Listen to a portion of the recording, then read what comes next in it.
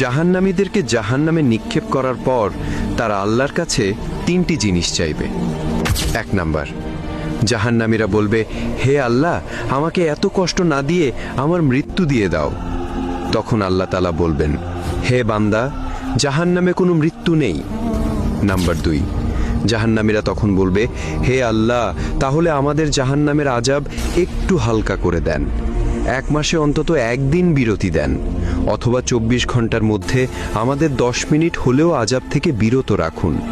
হে আমাদের রব, আমরা আর পারছি না জাহান্নামের কষ্ট সহ্য করতে। তখন আল্লাহ তাআলা বলবেন, 1 সেকেন্ডের জন্য জাহান্নামের আযাব কমানো হবে না। নাম্বার 3, জাহান্নামীরা বলবে, আল্লাহ, আমাকে দুনিয়ায় আরেকবার পাঠিয়ে দিন, আমি দুনিয়াতে গিয়ে শুধু আপনার ইবাদত করব। তখন আল্লাহ বলবেন, দুনিয়াতে আর ফেরত দেওয়া হবে না, আমি তোদের হায়াত দিয়েছিলাম কিন্তু তোরা আমল করিসনি, সুতরাং তোরা চিরকাল জাহান্নামে পড়ে থাক।